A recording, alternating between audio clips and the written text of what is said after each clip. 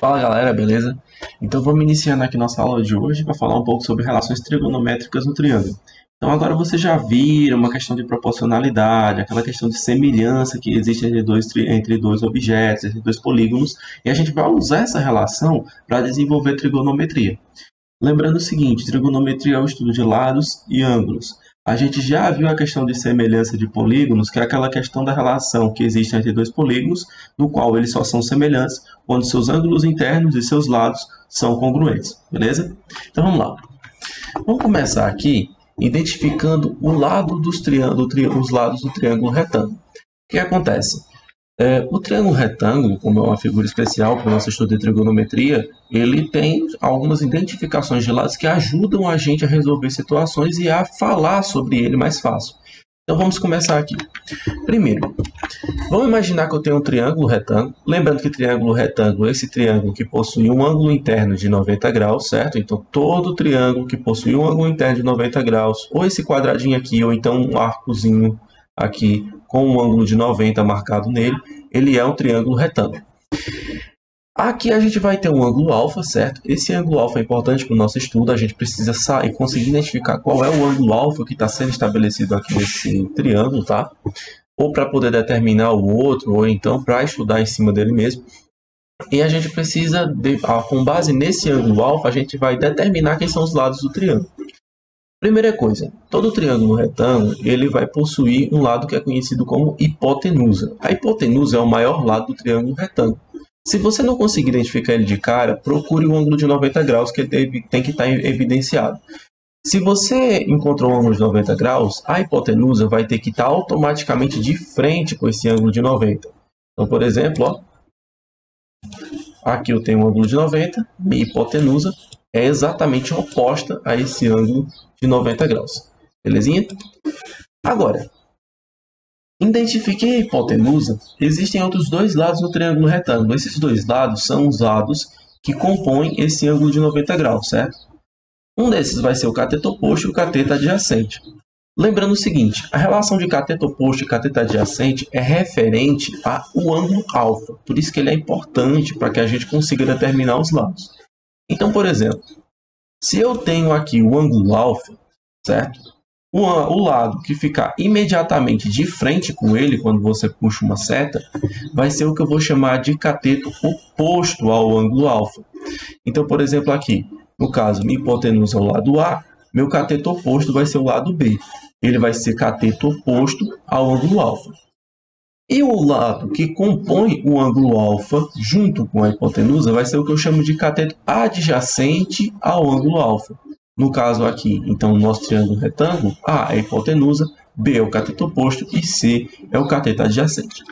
Agora vamos verificar uma coisa. E se eu trocar esse ângulo alfa de local? Se eu mudar esse ângulo alfa aqui de lugar, olha o que acontece. Minha hipotenusa continua a mesma, certo? Ó, ela está de frente com o ângulo de 90 graus, então continua a mesma, ela não vai mudar. Beleza? Mas olha só o seguinte, quem é que está de frente agora com o ângulo alfa? O lado C. Então, portanto, o meu lado C é quem vai ser o cateto oposto ao ângulo alfa. Enquanto que meu lado B vai ser o cateto adjacente ao ângulo alfa.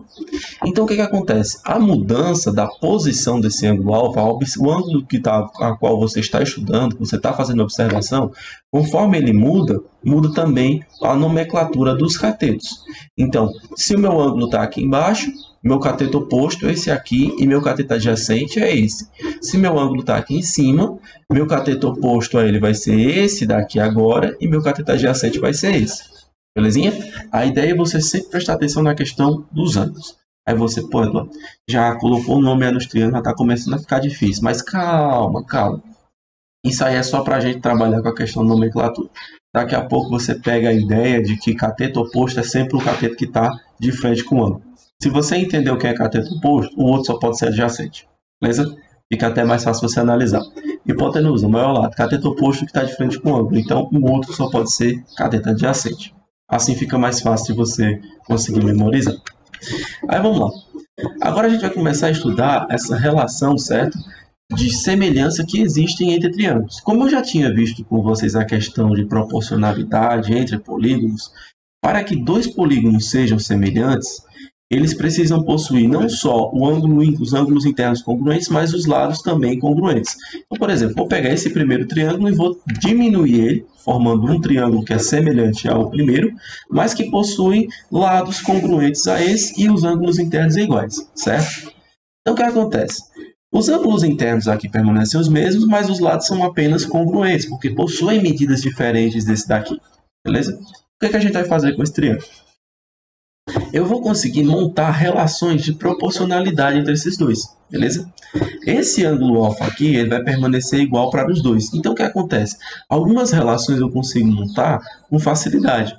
Por exemplo, se eu dividir esse lado A aqui pelo C, nesse triângulo grande, se eu fizer o mesmo procedimento do triângulo pequeno, é dividir o lado A pelo lado C aqui no pequeno, o valor vai ter que ser o mesmo. Por quê? Porque as duas figuras são semelhantes. Seria o mesmo caso daquela questão de constante de proporcionalidade, da razão de proporcionalidade que a gente tem lá com aquela questão do K.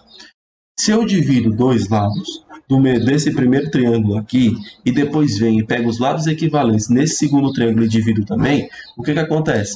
Eles vão ser equivalentes à mesma coisa. Então, ó, se eu faço aqui, por exemplo, o A dividido pelo C, certo? Desse triângulo aqui, ele vai ter que ser automaticamente igual a esse A', certo? Dividido pelo C' do segundo, beleza? Então, vai ter que existir essa igualdade aqui. E é com base nessa informação que a gente começa o nosso estudo de trigonometria, beleza? Então, ó, a observação que a gente tem que fazer aqui, certo? Para que a gente continue, é a seguinte. Dois polígonos são semelhantes quando possuem lados e ângulos internos congruentes, certo?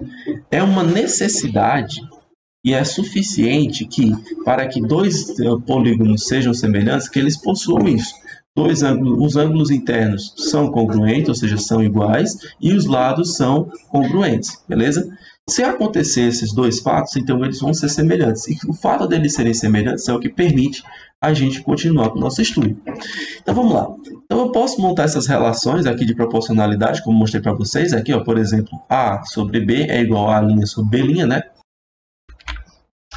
Então aqui a gente começa a trabalhar já com a questão do seno de um ângulo em um triângulo retângulo.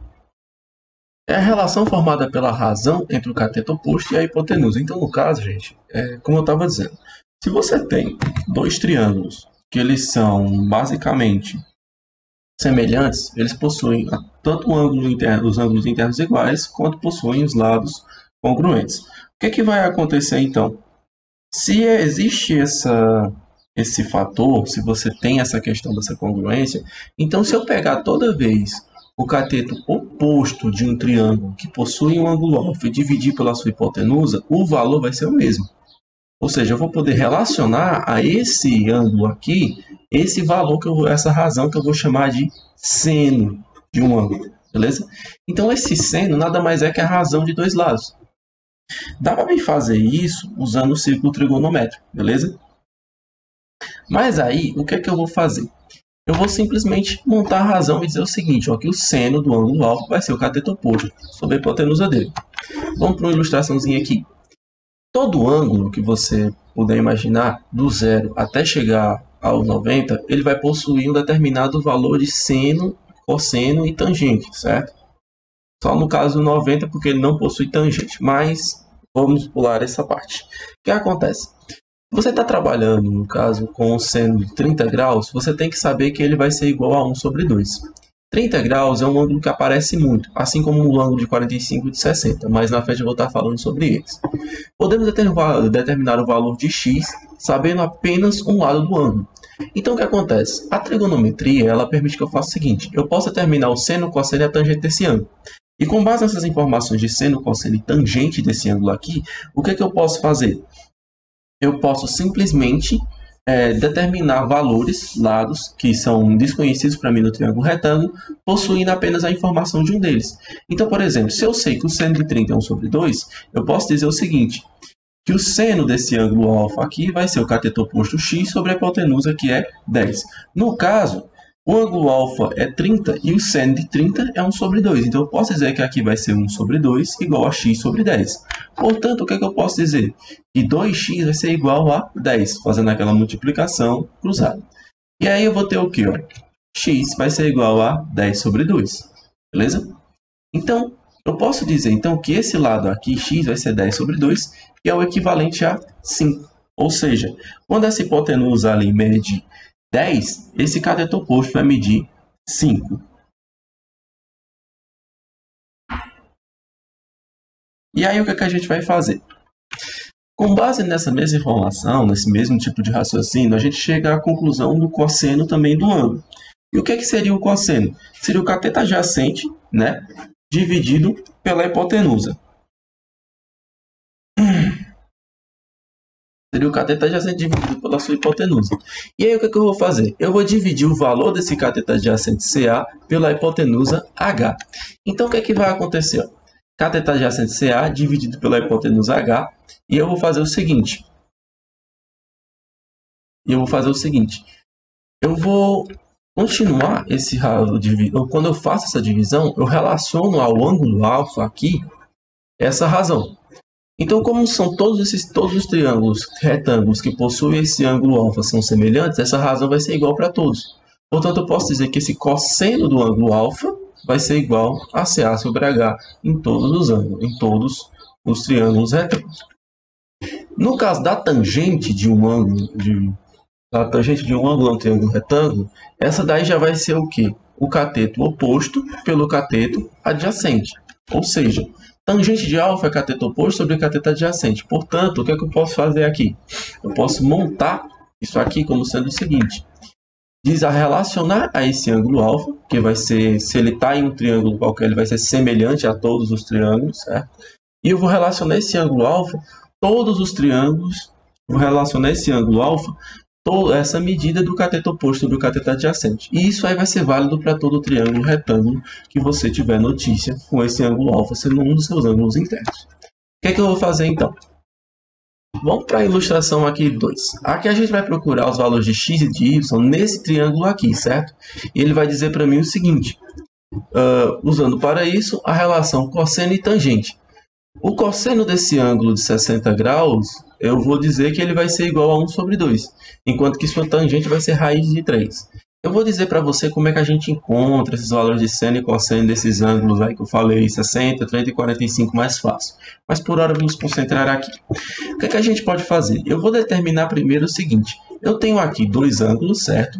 Eu tenho aqui dois lados para descobrir. Tenho um ângulo de 60 graus e tenho esse 18. 18 está de frente com 90, então é hipotenusa. Y é cateto oposto, então x é cateto adjacente. O que é que eu vou fazer a princípio? Eu vou colocar na relação de cosseno do meu ângulo de 60 graus o valor de x sobre 18. Porque cosseno é o quê? Cateto adjacente, que é o x, dividido pela hipotenusa, que é o 18. Esse cosseno aqui no caso de 60 graus, a gente já facilitou dizendo que ele vai ser 1 sobre 2, certo? Então, como ele é 1 sobre 2, o que é que eu faço? Eu vou simplesmente igualar aqui, certo? Então, o que é que eu faço? Multiplico o meio pelos extremos e vou ter 2x igual a 18, que por sua vez vai ser o quê? 18 sobre 2, que vai ser igual a 9. 2 estava multiplicando, passou a dividir. Agora, o que é que eu vou fazer? Vamos entrar na questão da tangente de 60. Como eu tinha dito, ela é raiz de 3. E o que é que eu vou fazer? Eu vou usar cateto oposto sobre cateto adjacente. Cateto oposto é y, cateto adjacente é o quê? 9. Essa tangente vai ser o quê? Raiz de 3. Multiplicando o meu pelos extremos, eu vou ter o quê? Y, que é igual a 9 raiz de 3. E isso fecha para mim o valor do meu cateto oposto aqui no caso. Então, o que acontece? É interessante você observar ainda o seguinte, que existem outras maneiras de você responder essa mesma situação. Por exemplo, você poderia usar o seno e o cosseno do ângulo de 60 graus. Você poderia descobrir que esse lado de cá é 30 graus, esse ângulo aqui, e utilizar seno e cosseno do ângulo de 30, ou seno e tangente do ângulo de 30, se você preferisse, certo? Então, existem várias maneiras de você responder e encontrar os valores dos lados dentro de um triângulo retângulo. Basta que você permita deixar a sua imaginação voar um pouquinho. Então, todo ângulo que você pensar em usar, todo lado que você pensar em usar, dá para você fazer alguma coisa, desde que você consiga se organizar em cima daquilo direitinho, certo? E ter uma estratégia que funcione. Então, se você vê seu coleguinha respondendo de um jeito e você fez de outro, mas chegar na mesma resposta, não fique questionando só porque não estão iguais. Mas analise sempre essa questão. Será que o raciocínio dele está com a lógica correta? Porque se o raciocínio está com a lógica correta, então está valendo, beleza? O que você não pode fazer, por exemplo, é não fazer aqui o cosseno e do nada você já deduz que isso aqui vai ser um valor qualquer, certo? E aí você dá um nome, um valor aleatório para x ou um valor aleatório para y, sem você ter feito cálculo nenhum prévio que identificasse esse valor. Aí, se você fizer isso aí, realmente não está legal, não está certo.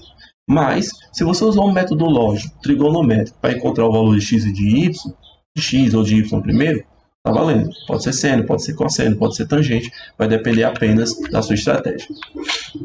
Agora, como eu estava dizendo para vocês, 30, 45 e 60 são o que a gente chama de ângulos notáveis dentro da trigonometria. O que são esses ângulos notáveis? São os ângulos que mais são utilizados, que mais são vistos, que você tem uma probabilidade maior de encontrar eles por aí.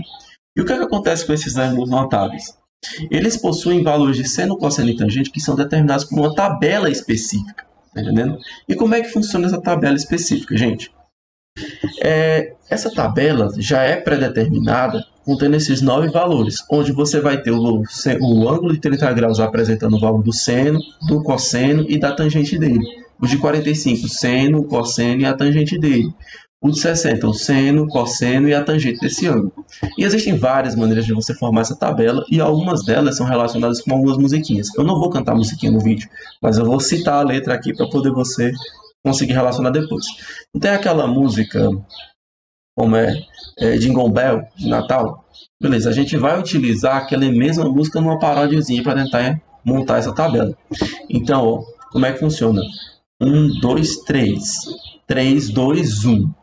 Tudo sobre 2. Aí você passa, divide todos os lados aqui por 2. Então, ó, 1, 2, 3, 3, 2, 1. Tudo sobre 2. Colocou as duas linhas divididas por 2. A raiz vem no 3 e também no 2. E onde tiver 3 e 2 aqui, ó, nessas primeiras duas linhas, você sai colocando raiz quadrada no numerador. Então vamos lá. 1, 2, 3, 3, 2, 1. Tudo sobre 2. A raiz vem no 3 e também no 2, certo? Agora, a tangente é diferente. Vejam só vocês. Raiz de 3 sobre 3, 1, raiz de 3. Então vai ficar como? 1, 2, 3, 3, 2, 1, tudo sobre 2. A raiz vem no 3 e também no 2. A tangente é diferente, vejam só vocês. Raiz de 3 sobre 3, 1 raiz de 3. Esse versozinho ajuda muito a memorizar a questão da tabela. Se você conseguir cantar e relacionar ele na hora da prova, por exemplo, mentalmente, você consegue montar a tabela todinha dos ângulos notáveis e aí você vai embora fazendo o que for preciso, beleza? Aí vamos lá.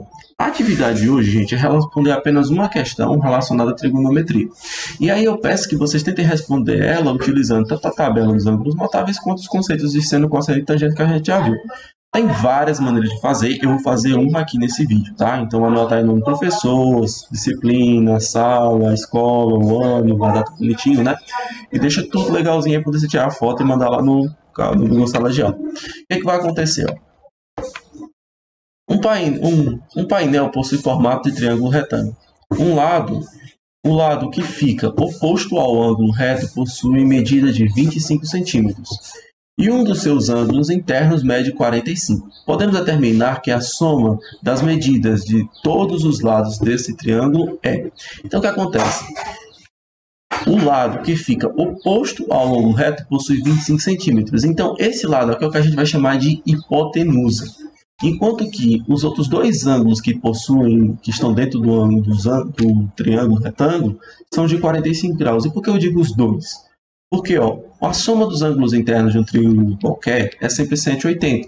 Então, se você fizer, no caso, 90, você já tem 90 lá dentro, os outros dois ângulos somados têm que dar 90. Se um é 45, que é a metade de 90, o outro tem que ser a outra metade. Beleza? Então, o que vai acontecer aqui, gente? Como vocês viram na tabelinha ali dos ângulos notáveis, Tanto o 45 ele possui o seno e o cosseno iguais, certo? Então, raiz de 2 sobre 2, raiz de 2 sobre 2. E a tangente é 1.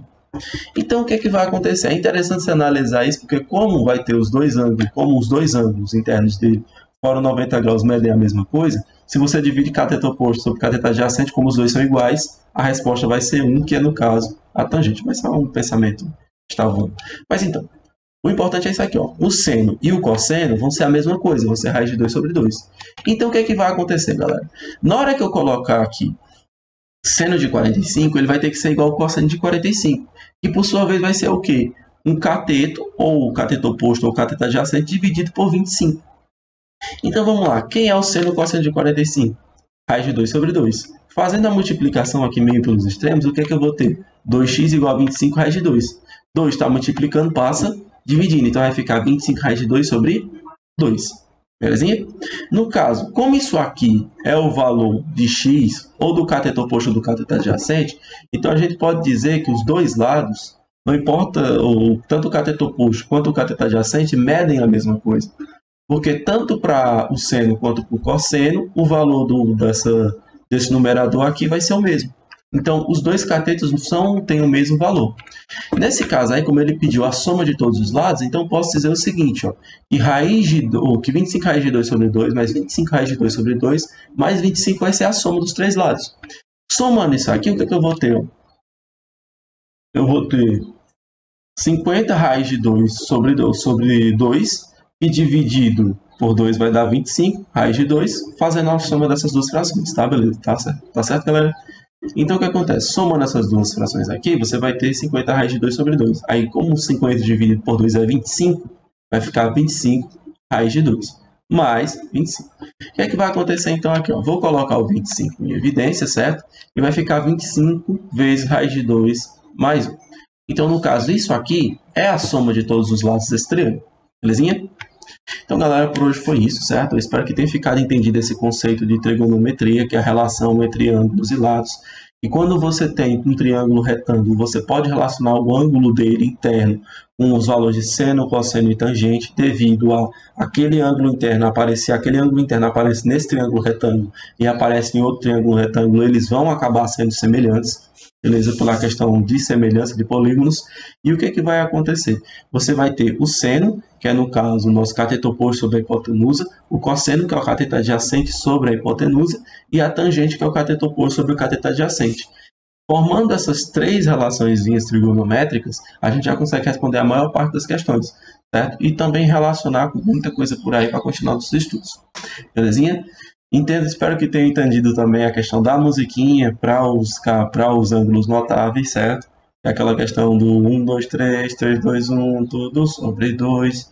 A raiz vem no 3 e também no 2. A tangente é diferente, vejam só vocês. Raiz de 3 sobre 3, 1 raiz de 3. Então, se você conseguiu entender essa musiquinha, conseguiu entender o que é seno, o que é cosseno, o que é tangente, o que é cateto oposto, o que é cateto adjacente, o que é hipotenusa, você já consegue aí se virar e fazer muita coisa. Então, valeu, galera, e bons estudos.